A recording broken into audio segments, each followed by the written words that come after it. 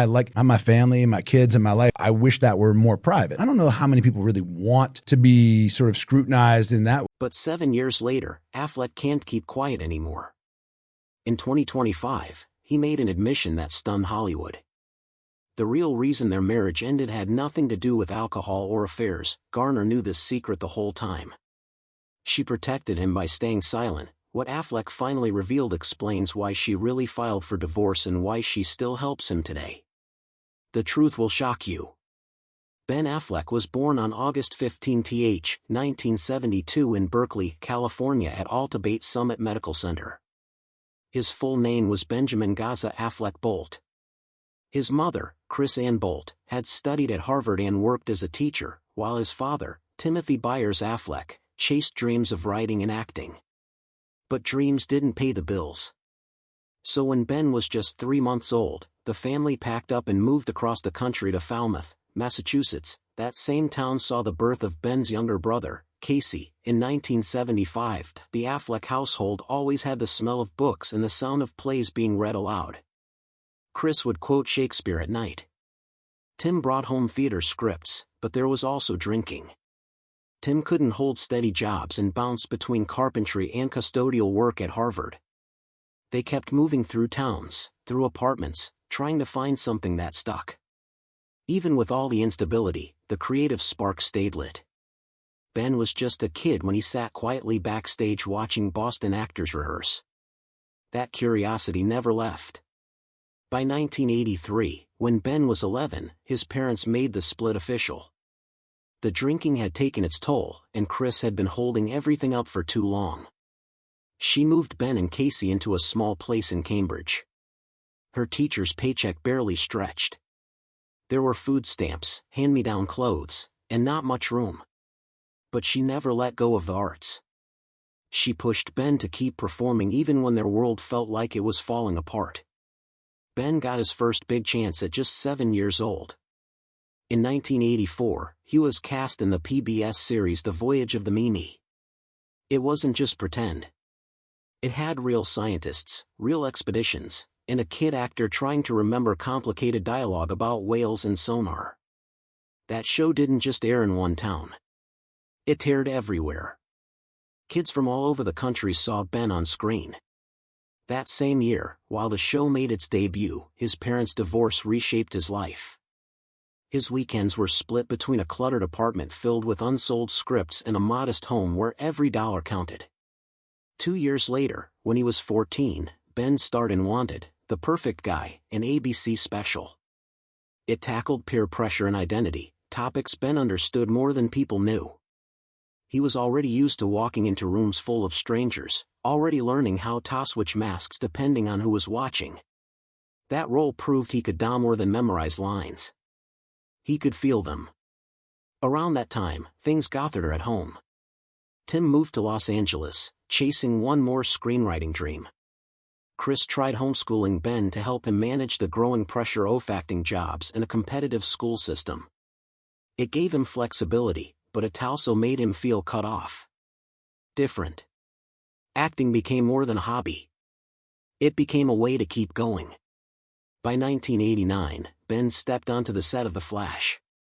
It wasn't a blockbuster, but it had action scenes, stunts, real crews.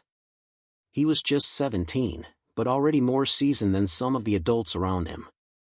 That same year, he appeared in Field of Dreams, playing a younger version of Kevin Costner's character. He studied every movement, trying to mimic Costner perfectly.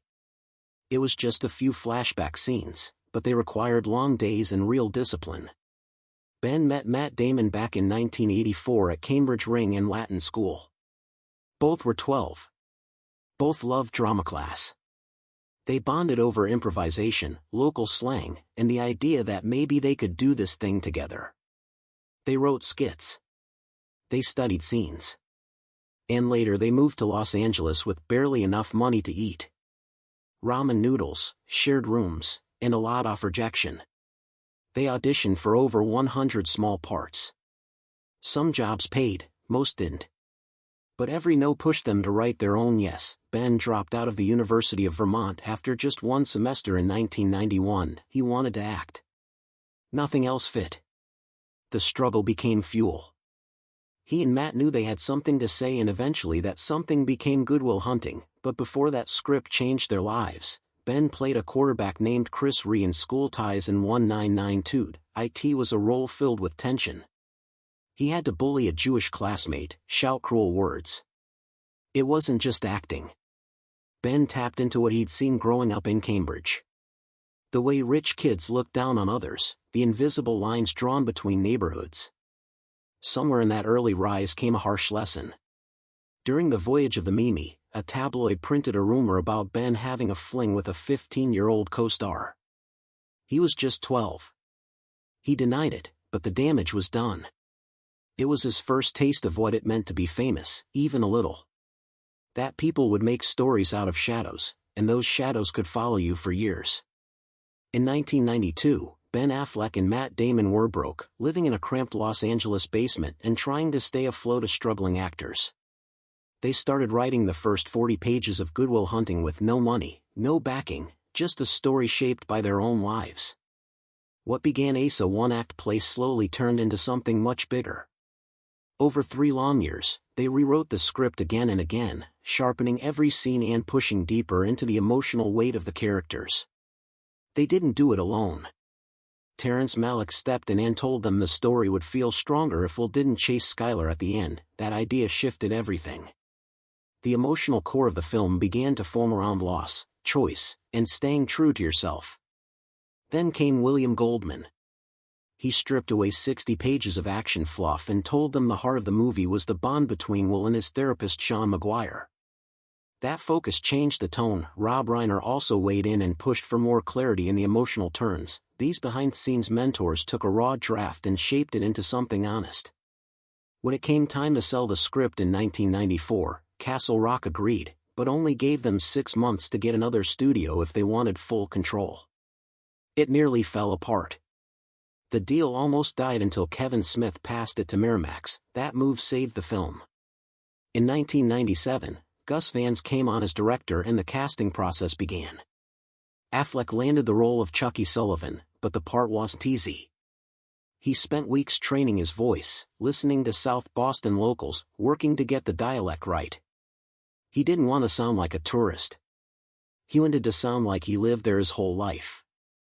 The studio had doubts about casting 2 unknowns as leads, but Damon and Affleck's chemistry won out. Robin Williams, Minnie Driver, and Stellan Skarsgård joined the cast, and the film started to take real shape.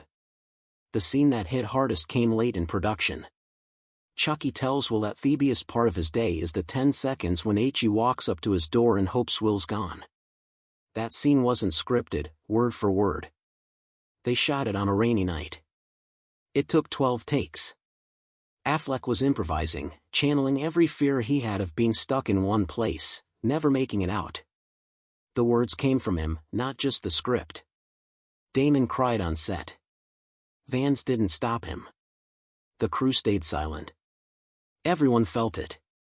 That one monologue captured the entire spirit of the movie, and it stayed in. Then came March 1998, the 70th Academy Awards. Good Will Hunting won Best Original Screenplay. Affleck hired trained coaches to guide them through it safely. The realism came from control, not chaos. Even the squad cars were real. The result wasn't glossy. It was something else. It felt lived in, and it earned the film a reputation for brutal honesty over clean storytelling. By 2010, Affleck returned with The Town, this time telling a heist story wrapped in loyalty, desperation, and history. It cost $37 million to make and pulled in $154 million worldwide. That was a 125% return, rare for a slow-burn crime film. But it wasn't luck. The FBI shut down his request to film inside actual Charlestown vaults. So, the team rebuilt them bolt for bolt on sound stages. The actors weren't guessing either. They sat with real bank robbers learning how they moved, talked, and planned.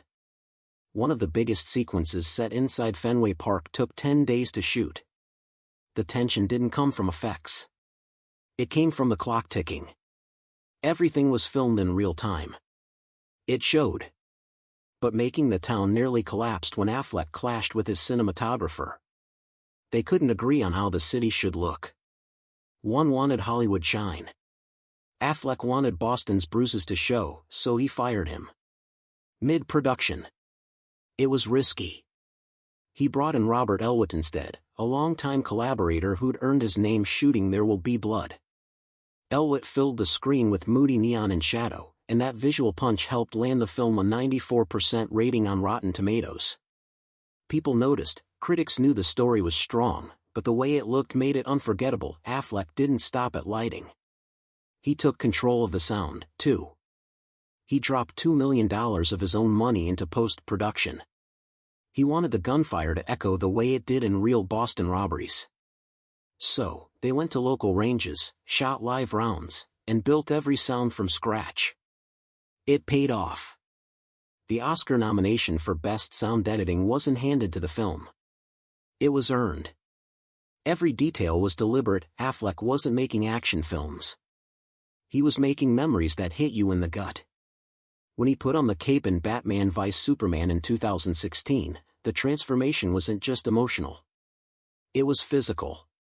He ballooned up to 215 pounds, eating 3,000 calories a day and lifting like a machine. His trainer ran him through heavy deadlifts and strict cardio for 5 months. He looked like Batman. But inside, Affleck was torn. He fought hard with director Zack Snyder over the core of the character. Snyder wanted a darker, lethal Batman. Affleck saw him as a line-holding hero. They argued a lot. The struggle seeped into the film. Some fans embraced the brooding tone. Others rejected it. Affleck was stuck between the vision and the legend. Then came Justice League. What should have been a triumph became unbearable. Snyder's daughter died tragically and has stepped down. Whedon stepped in. Affleck was already breaking under the strain of his divorce from Jennifer Garner. And now the film began crumbling too.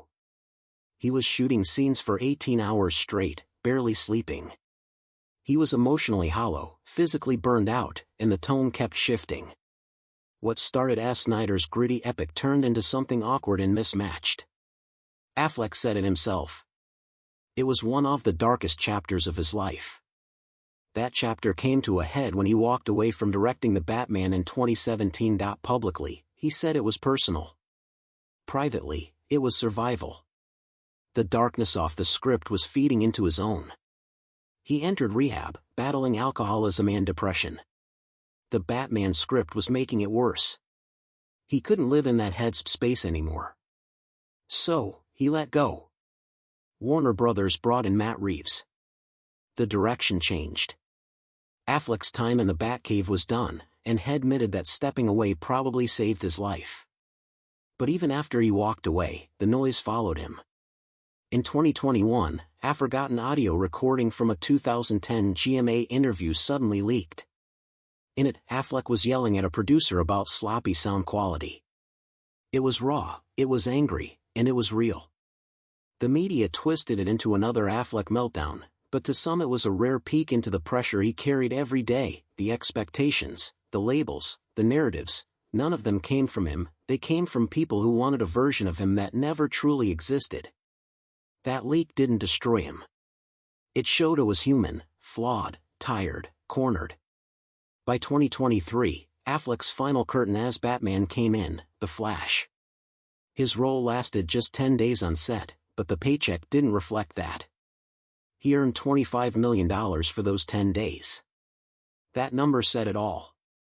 The superhero world is profitable, but it's rarely peaceful. Affleck was done. The suit came off. And with it, a chapter that tested every part of him. Mind, body, soul. Fans saw multiverse cameo. Affleck saw door closing. He didn't walk away angry. He walked away knowing he gave everything and got lost in the process. Ben Affleck first met Jennifer Garner in 2000 on the set of Pearl Harbor.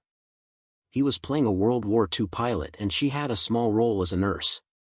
They didn't fall for each other right away. Both were seeing other people. But 3 years later on the set of Daredevil, things changed. They were cast as love interests and the connection between them started to grow off camera. Garner later said he was tall, dark, and handsome. Their first real date was at a Boston Celtics game in 2004.